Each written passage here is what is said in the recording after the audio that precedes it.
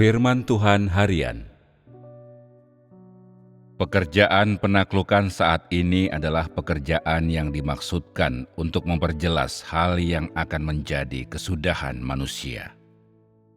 Mengapa aku berfirman bahwa hajaran dan penghakiman hari ini adalah penghakiman di hadapan takhta putih yang besar di akhir zaman?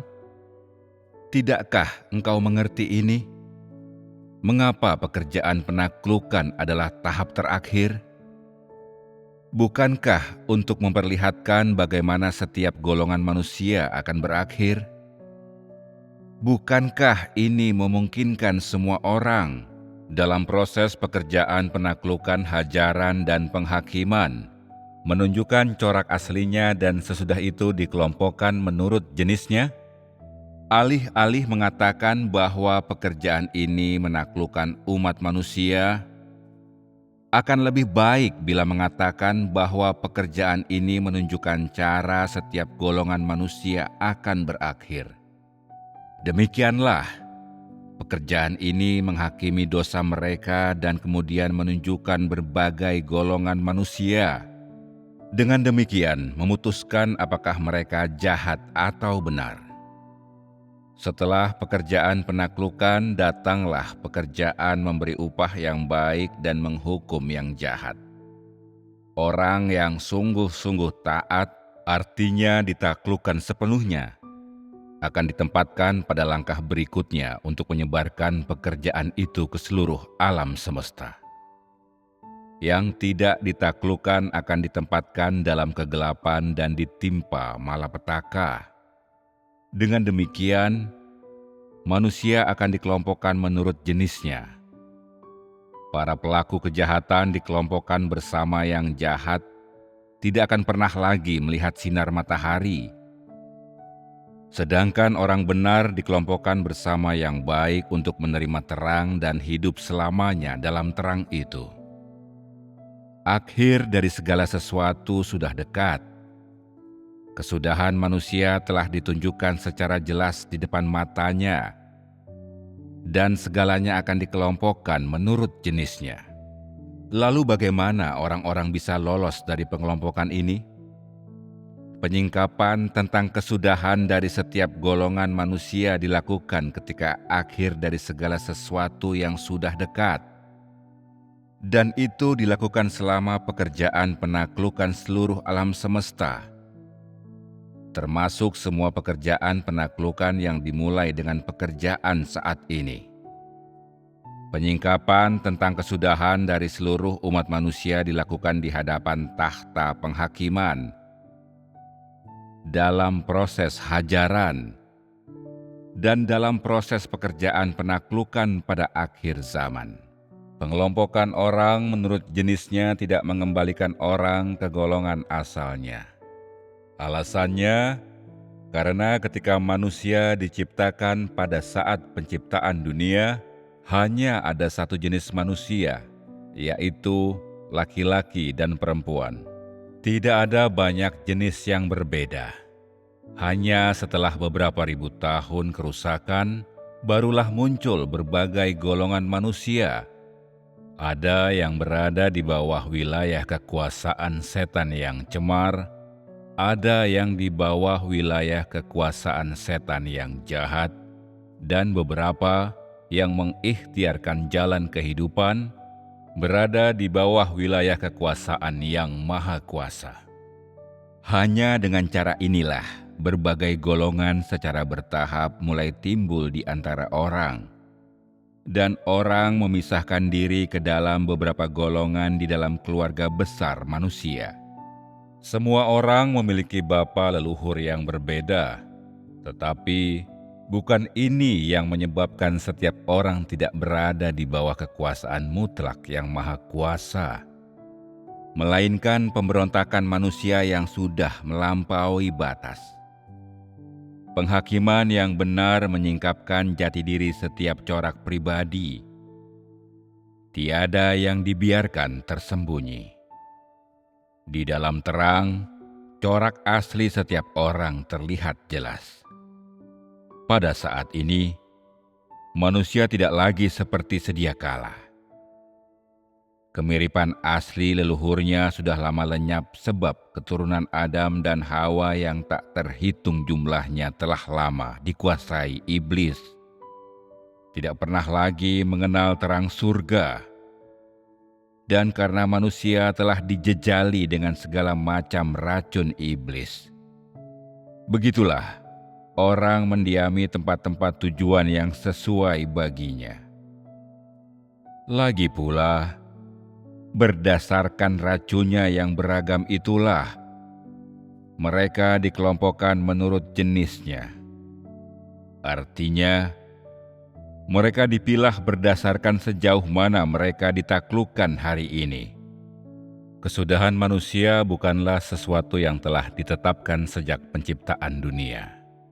Alasannya karena pada mulanya hanya ada satu golongan yang secara kolektif disebut umat manusia, dan pada mulanya manusia tidak dirusak iblis, dan mereka semua hidup dalam terang Tuhan tanpa dirundung kegelapan.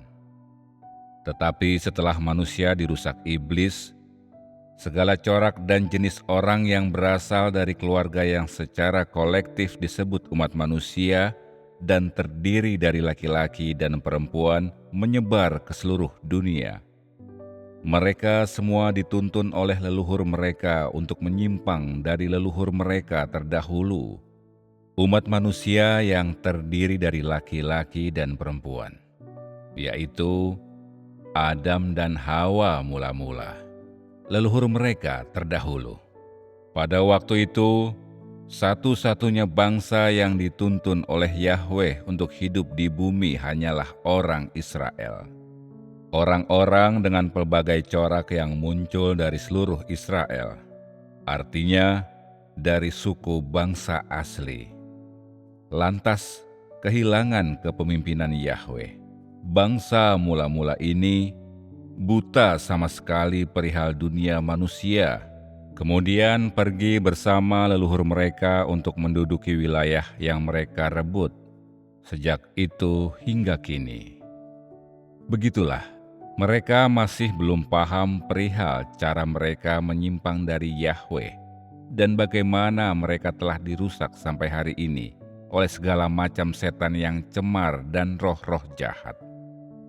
Mereka yang telah dirusak dan diracuni sampai ke akar-akarnya hingga saat ini, yaitu mereka yang pada akhirnya tidak dapat diselamatkan, tidak akan mempunyai pilihan selain pergi bersama leluhur mereka, setan yang cemar yang telah merusak mereka. Mereka yang akhirnya bisa diselamatkan akan pergi ke tempat tujuan umat manusia yang pantas, artinya sampai akhir yang telah disediakan bagi yang diselamatkan dan ditaklukkan. Segalanya akan dilakukan untuk menyelamatkan semua orang yang dapat diselamatkan. Tetapi bagi mereka yang tidak peka, yang tidak dapat disembuhkan, pilihan mereka hanya satu, yaitu menyusul leluhurnya ke dalam jurang hajaran tanpa dasar. Jangan dipikir bahwa kesudahanmu sudah ditetapkan sejak awal dan baru sekarang tersingkap. Kalau engkau berpikir begitu, lupakah engkau bahwa selama penciptaan awal umat manusia tidak diciptakan kelas iblis yang terpisah?